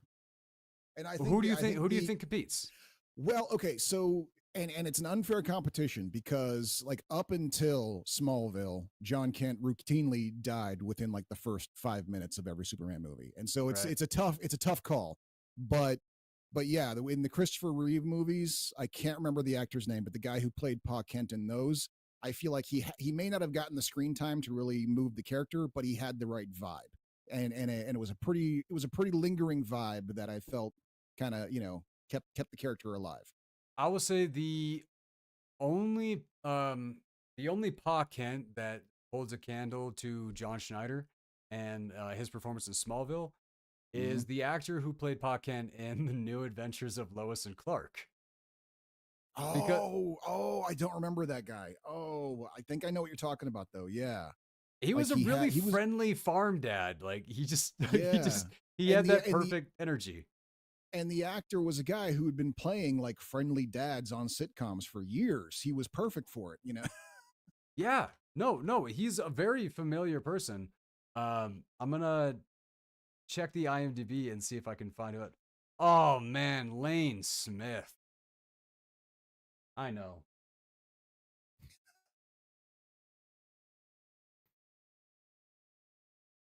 Lane Smith was a great Perry White. Oh yeah. It was Eddie Jones. Eddie Jones. I know that name. Yeah, he was in. He was actually. We've actually covered a movie that he was in. He was in Sneakers. He played Buddy Wallace. Oh, right. Okay, yeah. Wow. He was Dave Hooch in A League of Their Own. Samuel Riddle in Seabiscuit. Salchek in The Terminal. I mean, there's not a lot of credits on this guy's resume that's not awesome. Right, yeah. Oh, it's funny. He was in the 1985 Double Take. Oh, okay. Oh my god. He was Chief O'Brien in Cahud. The horse people that live under, like the subterranean horse people. Oh, Chud. Chud. Cahud? I'm What? calling it Cahud. I'm calling it Cahud. I'm sorry. Why? Rick and Morty worked on me. I cannot help Oh, it. that I can't. movie has been called Chud since for 30 years, sir. And I never saw it. I never heard of it. Didn't know about it until Rick and Morty. So, Oh, see, I never saw it, but I knew of it because going to wander into the movie store to go find stuff. If you walk past the first row of the horror movies, because it starts with a C, it's right there on front. And for some reason, every movie store made sure it was front facing, so you could see the picture of the little creature coming out of the toilet, writing the word "chud" on the wall behind it in blood. I saw that image thousands of times growing up as a kid because it was always wow. there. It was never not a front facing video. I guess it must have Ooh. been pretty popular. He was in The Rocketeer. Oh, of course he was. Of I course he loved was. that movie when Yes. I was a kid. Of course, yeah, Matlock, but Yep. everybody was in Matlock. Yeah. Yep. Oh my god, the return of Ironside. But yeah, 87 episodes, but he played Jonathan Kent for 87 episodes, who I think he actually played Pa Kent longer than John Schneider did. Possibly. Yeah. Because they did finally kill John Schneider Kent in like Yep. season 3, right? Yeah. I could not tell you what season it was, but the way that they did it in the show was actually really, really good. Do you remember how they did that? No, I do not. So Lana died, and then Clark like makes this deal and stuff like that, and kind of goes back. And they're like, "It's a life for a life," and he's like, "I don't care. I love her." And then she winds because of what happens, he winds up losing her to Lex, and then um Lex's dad goes uh, to the barn, and because they weren't like there, like taking care of Lana and grieving over that, Pa Kent goes to the barn and sees Lionel Luthor handing him pictures of like Clark's spaceship and all that. So John just like so Kent just starts like beating the crap out of him, has a heart attack and dies. But the show did Okay. it as a consequence for Clark trying to save a life. That Interesting. show Interesting. Okay. had great episodes. It did. Not a lot It of them. had no. It had about 3 or 4 fantastic episodes per season. I'll give it that. Yeah, no, Yeah. I'll definitely give it that. Um, but yeah, it's hard to go back and watch even shows that I like really find beloved Mm. when the main cast do such messed up things. I know, right? Ah, Chloe. How do I look at Chloe and root for her? She was my I favorite know. character. I know. She same here. Yeah. No, that's yeah, no, that was rough when all that news came out. I'm just like I'm reading all that stuff, sitting there going like, no, Chloe, no. No, literally. No, no, no. We Yeah. find out that the actor does the thing that literally the character would have been rescuing people from. It's like, this is what? Yeah. Yeah. No, Could you how not did have this gone happen? a little bit more method? It's like you should know better. You read that script. You said those lines. You should know better. Really? Seriously? Just oh my god. Uh Yeah. favorite parts of Stalag 17. Favorite parts of Starlog 17. That is so difficult to say because it is so riveting from beginning to end. To Okay, to okay. pick out any one scene. Favorite Um cast members then, favorite characters. For favorite me, it's characters. Animal and Shapiro. Sure. Okay. And they do kind of hold a lot of the center of the they keep it up a lot for sure. Um But they hit the most themes of like mhm. what it's like to be a soldier.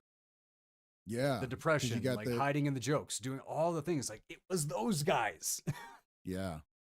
Yeah, no, there's a whole second story going on with these two just dealing with, having PTSD and being in a prison and hoping to get back home one day and not really knowing for sure if they are because Here's my commentary on that.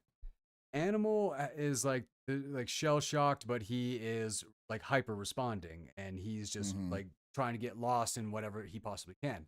Shapiro, they had a full commentary about even when you're at war, when you're a prisoner of war, and all this, you still have debt collectors that are going to be sending you like collections That's to right. your like prison camp. Right. Like Yeah. that's what I'm saying. Everybody else was there. They had dialogue, they were part of situations, everything like that. These were the two that really showed the most story from soldiers' perspective. Yeah. Really No, showed it's what true. that life is like. Like that's like not only were they the most entertaining, they had the most story. That is true. Yeah. Everybody else there was a main story that carried the movie, which was the search for the spy, but that was kind of backdrop to the real character work, the real personal story that's being told by Shapiro and Animal going on there. Yeah. Shapiro and Um Animal is what makes me say that the movie is a little bit ahead of its time because everybody else perfectly fit that era. But then again, after watching some Groucho Marx and the Marx Brothers, I'm a little wrong. I just didn't know I was wrong until recently. Well, and I did want to go ahead and give the one piece of trivia that I was able to find. I do Get want to it? let the audience to know about that one that I found interesting. I didn't know about this even until I was researching just now. But apparently, the film was shot in chronological order, which is something movies do not do. It is expensive. It is crazy. But they did do that for this movie. They shot it in chronological order. And the cast themselves did not know who the spy in the camp was until the last 3 days of shooting. So when they're all sitting there talking to each other, and later on we find out like, okay, this guy's the spy. You go back and watch it again. There are no clues being dropped whatsoever. Everyone in the camp is just as in the dark as the audience is, all the way up until the actual reveal, because apparently the cast found out the same time the audience did. So, all right, finally, guess what other movie was shot in chronological order? what other movie was shot in chronological order? I want you to actually guess. It's a Ridley Scott film, and I'm wondering if you could pick that out based off of the fact it's a Ridley Scott film that was shot in chronological order, except for an introduction scene. A Ridley Scott. Alien? Was Alien chronological? It was Aliens. Oh, Aliens. Oh, yes. I was so close. So the reason why they did is they shot the entire movie and everything like that, but their champagne shot was when all of the Marines were getting their briefing from Ripley at the beginning of the movie. And they did that because literally everybody's emotions were high. They were never going to see each other. It was the last day on set, all this. So that jokey, epic energy, everybody knew each other, all of this. They shot that entire movie in chronological order until that scene just to make sure that the Marines felt completely bonded the way they were supposed to be. Oh, that's kind of brilliant. That's pretty good. I knew you'd like that one. Yeah. I mean, no, Aliens. Scott, am I going to really be surprised? You saw Prometheus. No, I did not. Oh, well then, yeah, you probably would be surprised. Not every Ridley Scott movie's a banger. Right, yeah. I guess that's true, yeah. No, when my friend said don't bother, I listened. So yeah. I didn't. I'm like, you know what? I'm that guy. I like Double Take. Apparently nobody else did. Like, I'm that guy. So I love movies that apparently people don't really find that great. So I gave it a shot. Okay. I found out I'm like everybody else after that movie. Like, that was bad. That was so bad. You got Michael Fassbender to not make sense. And that takes talent. Because Michael Fassbender, he's good. Sure. Yeah. He's very, very good. One of my favorite kind of fun fact trivia things about Stalag 17 was the let's see. I think it was the character's name Neville, or was it the actor's name? The character The Animal was split up into two separate characters for the movie, not on the play. And I think that's because if that character would have been played by one actor, that would have made that character too scary. Right. Yeah. I remember you telling me about that when we were talking about that, because the character he splits into, you use Animal and Duke are in the movie. Duke, that's what it is. The actor was Neville. Right. In the play, they are one person. They're just Animal. They split him off into a second character named Duke, and Duke is very much an antagonist character. Throughout this movie, he's kind of like, everyone's out looking for the spy. He's the one who's kind of most like angry about it. Like he's you can see him, even he's like all disheveled. He's the one who hasn't shaved very much. He's out for blood when it comes to this spy. And so yeah, to put them together into one character, like Animal already is kind of a little unhinged. If you add that extra antagonist flavor to him, yeah, you're right. He becomes absolutely terrifying. Even though he's supposed to be a protagonist character, he's everybody's buddy, he becomes scary if he's that mercurial. Yeah. No, so I can understand why the film made that decision. Mm-hmm. As we were discussing before, this is one of those that I think actually can do with a remake, because not that many people alive have seen this movie. Yeah. Like the movie's almost 70 years old. Wait. It is over 70 years old. Okay, yeah, it was the other one that was 57. Yeah, no, this movie is 72 years old. Most of its fans are gone. Yeah. So you're not going to be offending anybody. Well, not anybody. You will be offending some people, obviously. But to give it a modern, and I'm not saying do this in a modern war or anything like that. Literally, have it be Stalag 17 Barracks 4. Wait, no, that's this one. Barracks 6. Like, have it just You could literally tell in the story. My personal idea on this one was there are no black people in this movie. Mm, So that makes me think that the black guy, like the black soldiers, were segregated to either another camp or another barracks. So likely, you yeah, you're could probably right. tell a completely original story that is somewhat connected to this, but at the same Hmm. time isn't. And you could do it basically all the same thing, just give us a wild variety of new characters.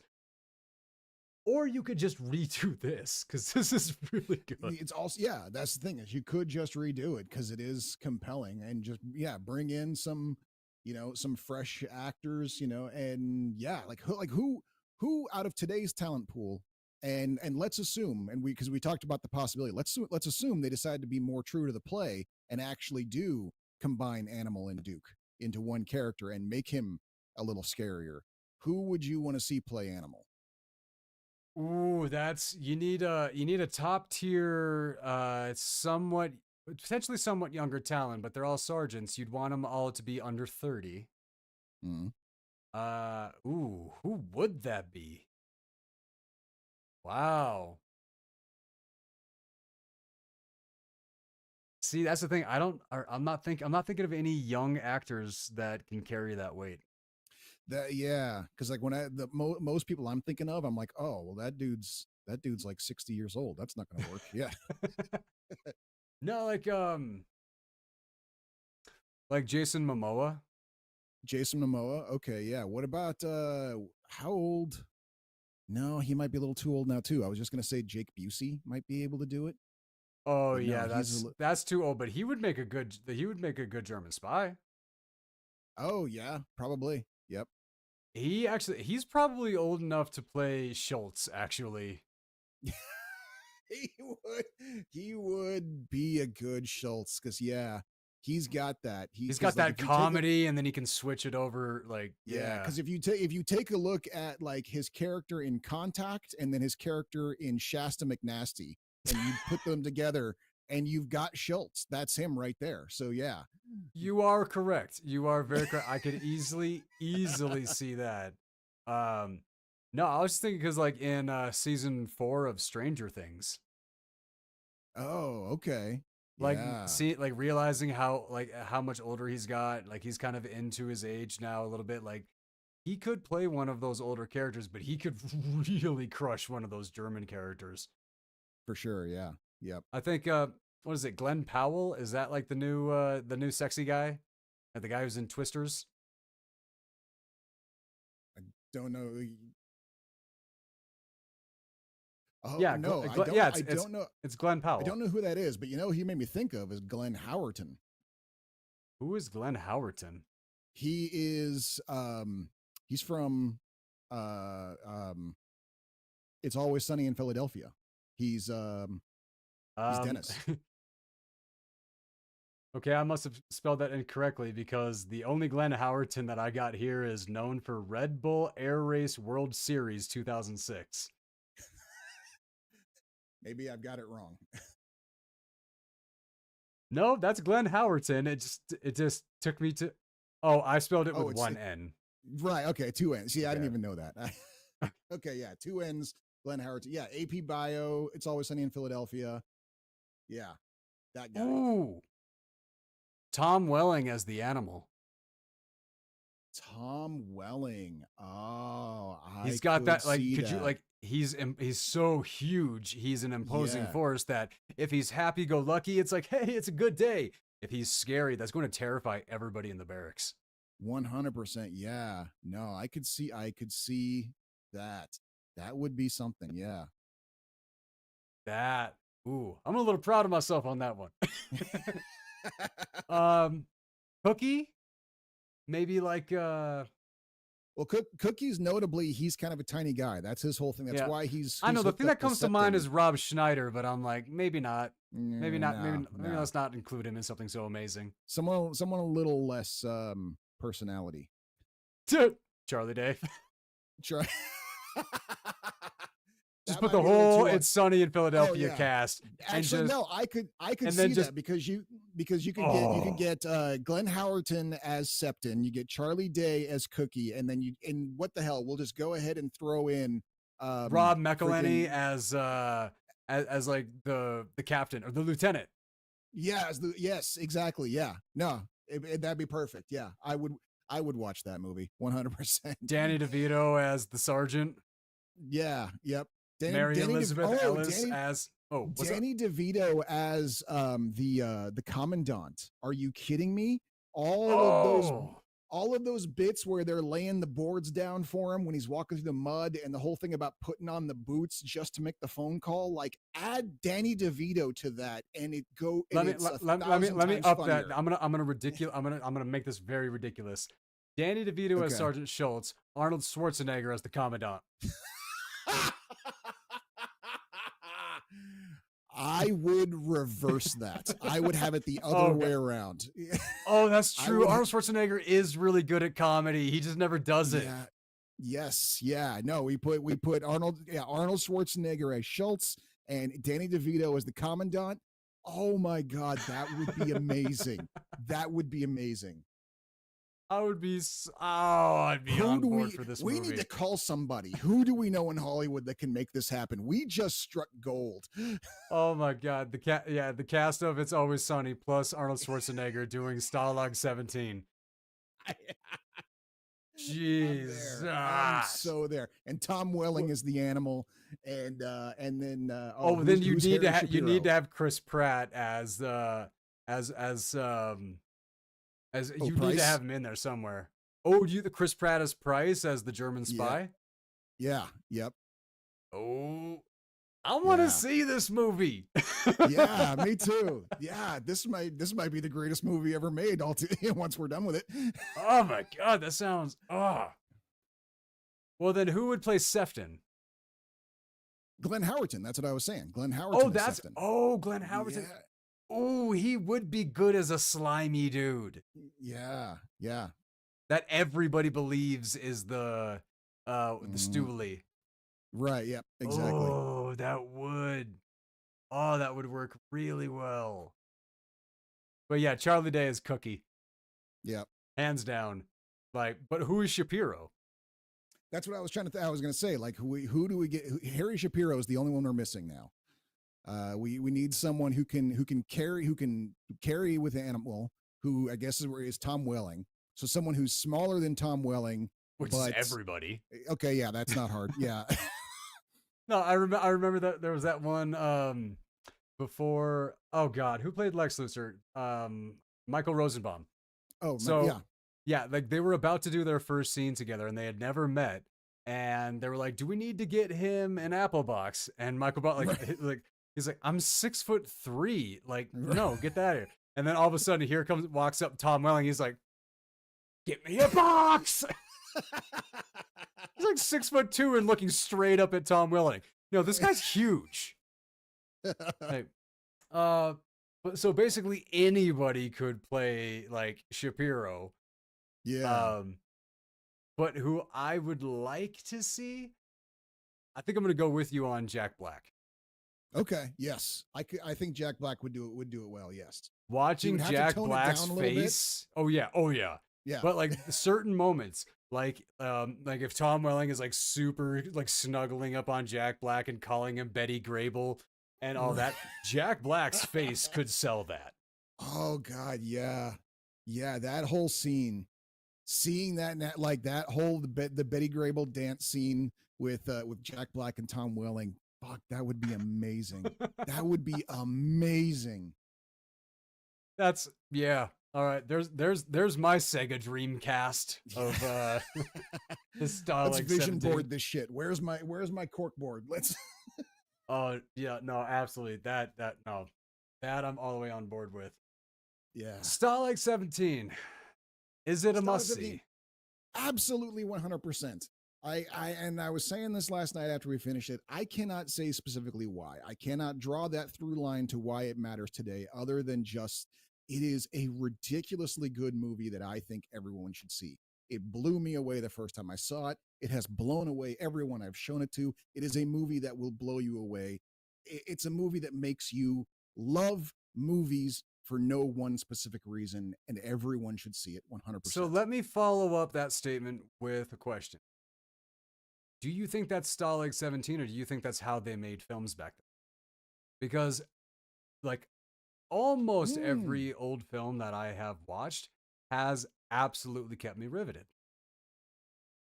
The work that went I into would them. say that I think that is a specific Stalag 17 because, and I say that because we do have the gift of 70 years of hindsight here. Like if we want to have a fun time, let's go look at all of the other movies that came out in 1953 and count how many we've never heard of and probably wouldn't bother seeing even if we had. In all fairness, I hadn't heard of Stalag 17 until you brought it up a week or like a month ago. There's that too. Yes. Yeah. That does actually bring up a good point. What are the movies that are kept in vain with Stalag 17? I mean, I'd put it right next to, Ace in the Hole, Sabrina, The Lost Weekend, 1, 2, The 3. Lost Weekend. I've never seen The Lost Weekend. The only time I heard about that, and it is another Billy Wilder movie, as a matter of fact, same director, was because my ex told me about how when she was caught drinking when she was 12, and the courts put her into an anti-teen drinking program. Part of that program was that she was required to watch The Lost Weekend because apparently The Lost Weekend is apparently the original Dude, Where's My Car, but not funny. It's a dramatic version of Dude, Where's My Car. Really? Yeah. That makes me want to watch it so bad. But yeah, I've never seen it. That's like basically my only knowledge of it is because apparently if you're caught underage drinking, the courts make you watch it as like a precautionary tale of what happens if you become an alcoholic. That is amazing. Yeah. But those four, The 7-Year Itch, The Fortune Cookie, Anatomy of a Murder, and A Foreign Affair, those are the movies that are in the vein of this. And I've heard of most of these. Yeah, same here. Yeah. So I'm not sure. I'm not. But that's the thing. Like where I'm going back, I think I don't know if I can put it on my personal must see list. It was amazing. I loved it. I enjoyed it. I was riveted by it. But to your standard, your prerequisites of like, does it matter? How does it affect? What did it affect? What cultural phenom? What did it change? Right. Yeah. Really? Yeah. Nothing. But it's just so damn good. Like I put it on like the highest of recommendations, but I don't know if I can actually qualify it as a must see, even though I cannot think of anybody that I would not recommend see it. It's weird, right? Yeah, it's kind of crazy. It falls into one of those. Yeah, where you can't put your finger on why it's important, but you just want it to be important for some reason because it's just so damn good. Agreed. I do say that I think this is a movie that like crosses like 5 different generations. Every generation will be able to appreciate this.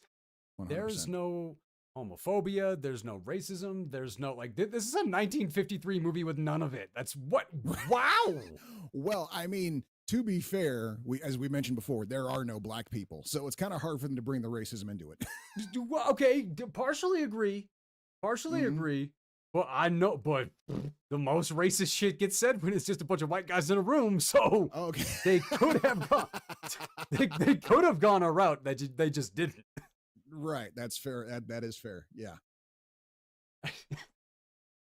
I swear to God, my YouTube algorithm, all of my algorithms are hearing the stuff that I'm saying, and the YouTube shorts that I'm coming across, the one that is killing me.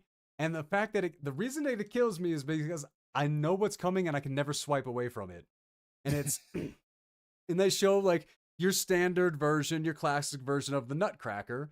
And then they're like, so if that's a Nutcracker, and then they go to the other side of the aisle, they have a black version of it. They're like, then that? And I'm like, why is my algorithm showing me this video 20 times? And also, I'm going to laugh every time. I just got done talking about how people are wonderful. Why do you got to do this to me, people? You know what? I white people being afraid to laugh at stuff when the black people in my life are picking themselves off the ground from laughing. I'm going Okay, to laugh. that's fair. That's fair. I'll let you have that one. Yeah. No, like that. I just like, and every once in a while, I have to test the waters, and I literally will. I will send it to one of my black friends, or something like that. I'll be like, I'm testing the waters. I want to send this to a black actor I know. How much trouble do you think I'm gonna get in? They send back, they're like, dude, no, that is absolutely hilarious. Go for it. And I'm like, thank you. Okay, that's good. See, it's nice to have that in your life. That is good. Yeah, you got to have. But That's me. It's me. I got so tripped up by all the people saying, you can't laugh at that. It's like, no, you can't laugh at that. Like, I can't make the joke. I can laugh at it. Like, yes. no. No, and that's like fair. That's fair. No, there's a huge difference between making the joke and then laughing at it. Yep. No, that is very true. That is very true. Yeah. Otherwise, and this goes back to me, but we were talking about before about, my editor going like, have you run this by the bisexuals? And I'm like, I'm covered. I know them all. There are enough bisexuals in my life that if I get in trouble, I will be held personally accountable. Exactly. Yeah. Don't worry. If this offends the bisexuals, I will find out. Oh, yeah. That's the thing. Like, they're asking me like, do you have sensitivity readers for all these different sections? Like, which part? The Japanese section, the Chinese section, the Indian section, the Malaysian section, the Egyptian. How much money you think I got, lady? Like, you already broke me? Damn. But the interesting thing is, like, where you like you really like, I think you hammered it home on this. Most Japanese people, unless they like are in America or something like that, like they're like have, like just aren't part of like Japanese culture. They don't like reading white authors that are writing about Japanese stuff. That was and this is not a personal experience thing. This basically came from when I was looking into seeing if I translated my books into Japanese and tried out their market, trying to sell there in Japan, because subject matter wise, genre wise, it's just as popular in Japan. My genre is just as popular in Japan as it is in America, so I figured why not double my market. Right. And so I was looking in to see if it would be a worthwhile investment. And basically, like, of all the support groups and the chat rooms and other people basically doing the same thing, they all came to the same conclusion of like, yeah, we don't know why, they're just not interested. The Japanese people just aren't interested in stuff written by foreigners of any kind.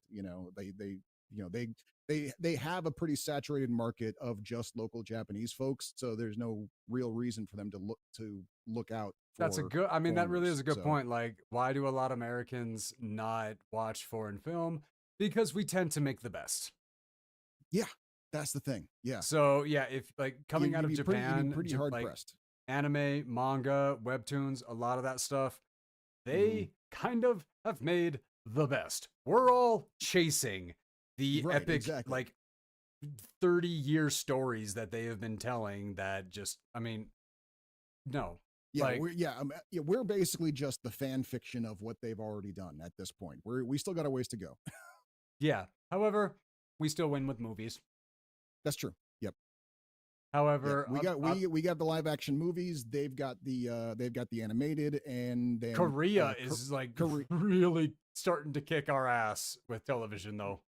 Oh, Korean drama serials. They are. And that partially, I think, has to do with the fact that they take a different approach than everybody else does. They start every show knowing exactly how it's going to end. They don't make TV series. They make movies that are 18 hours long. That's how they approach it. And I think I told you to watch Hellbound. Did you ever check out any of it? No, I did not. No, did you tell me? I do not remember you telling me to check it out. Korean like fantasy on Netflix, and whoa, like where I say like I'm kind of a snob when it comes to like when I'm watching something and the visual effects and everything like that. It's like, oh, that looks so stupid. I can't be scared of that. Like like I'll read that in book form because that will terrify me way more in book form than seeing really bad than seeing really bad CGI. Okay. I Really gotcha. bad CGI will take me right out of the movie. Korea is starting to kick our ass. And I'm loving. No, I did tell you about this because I told you I'm cool. Every story that could be told about a guy who looks like me has already been made. Oh right, yeah. No, that's right. You do. Yeah, I remember that. You're talking about Which that. is Yeah. why I'm on this like track. Like I see something like different country, like that. If I watch the preview or I watch the trailer and I see that it looks good, the effects are good, the editing, everything like that, I'm in because I know all these Mm, stories. I was here right. for Yeah. this guy, and that's like basically me is who they've been making movies about for 100 years. Like I'm good. Are you good? No. Yeah. Well, I thought I heard something. Never mind. Oh, okay. No, Um. Yeah. One that I caught that I thought was pretty funny was called the Uncanny Counter, and mm. it's basically about a group of Korean people who get superpowers and hunt demons. And one of the things that like has them stand out, like how you can tell they're one of the ones with powers, is because they have curly hair. Oh, they went that route. Yeah. So when they get their superpowers, all of a sudden their hair just curls up, and so now there are a whole bunch of curly haired Korean people who go out and fight demons. It's great show. Loved it. That sounds so stupid. It sounds amazing. It was amazing. That's one of those I can see myself kind of falling into. All right. Next week, what do you got for me? Because what I got for you, we're finally good. We've been So talking about this for a while, but I got Gone in 60 Seconds, the director's cut. That is very, yes, very important that it's the director's cut. I remember you saying that the director's cut was a different kind of flick. Well, because it was the first time. Like you asked me if I'd seen it, and when I said no, you got all excited, and then you went, "Oh wait, no, I'm going to show you the director's cut." No, so, and you got like you had this whole like train of thought like right in front of me. Okay, It's what I got not for you. often that I'm the one who gets to show you the director's cut of something. Like that's a moment for me.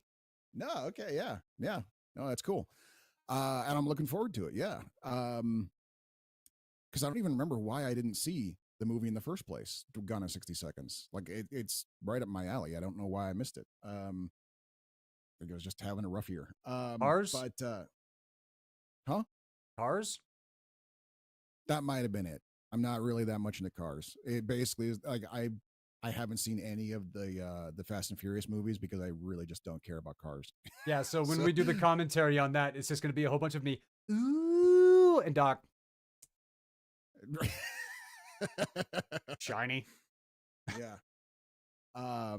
What I got for you, Brad, is because you made the horrible, terrible mistake a couple weeks back of admitting to me that you had not seen any Monty Python movies. And I promised myself I was never going to be that guy. I don't want to be that guy. I used to be that guy, and I don't want to be that guy anymore. But now I'm going to be that fucking guy. I'm going to make you watch a Monty Python movie, and we're starting you off with probably the least good. It's an okay movie on its right, but it's the least good Monty Python movie, so that if you do like it at all, it just gets better. We're going to see The Life of Brian. Fair enough. All right. So next week, that is going to be the life of Gone in 60 Seconds director's cut and the life of Brian. I am excited for this. I haven't watched Gone in. The reason I haven't watched Gone in 60 Seconds in so long is because I couldn't find the director's cut. My mom, when like we bought our house, my mom sent me. I have like the VHSs of like The Mask and Twins and King Ralph and like all of my Oh, yeah. favorite movies when I was a kid. But I also have the CD case that I took to Iraq that has Gone in 60 Seconds, the director's cut, inside. Like, Wow. I haven't watched this movie in so long. Now I actually can watch the bonus features. I'm so excited. Like, I thought that it was Nice. gone. Because like when I went searching for it, I could only find the director's cut on eBay. Ooh, weird. Okay. That's So awesome. this All right. so this is this is this is going to be a little bit of a hidden gem for us to go into. So I'm excited for that. All right, All Doc, right. do you have any final thoughts for the closing of the show? Nope. I think this was a successful run. Two good movies that we can both recommend, even though we can't explain why. And looking forward to two movies that we'll see what happens. We'll see if Brad We're on a good could run. be. Yeah, we'll see if Brad could be a Monty Python fan. I feel like you would be, but it's hard to say, especially this late in life, because it's very juvenile humor. Given my wife's sense of humor, I'm about 1,000% sure that yeah. Okay. Or I'm gonna be super annoyed right away. I don't know. It's a 50-50, honestly, because I was reminded when I took a moment to kind of like remind myself of what happens in life of Brian, and I'm like, oh, Brad might have an issue with some of this. Ooh. Ah, I'm being tested on live YouTube. Okay. I don't know. We'll see. You might love it. You might love it. All right, sounds good. All right. We'll be back on to cover the commentary of Gone in 60 Seconds, the director's cut, Tuesday, 7 p.m. Mountain Time. We'll be back on next Thursday for Monty Python's The Life of Brian. And then the following week, we'll be doing the podcasting again. New formula, new Coke. New formula, yeah. It's been fun so far. I'm happy with it. I'm enjoying the lack of pressure for having to write hours and go through for hours and hours and writing notes. Oh yeah, It's a lot less. It's a lot less stressful. All right. So from now until then, stay safe and stay sane. I'll see you then. Good night, humanity. All right, and give our 30 seconds.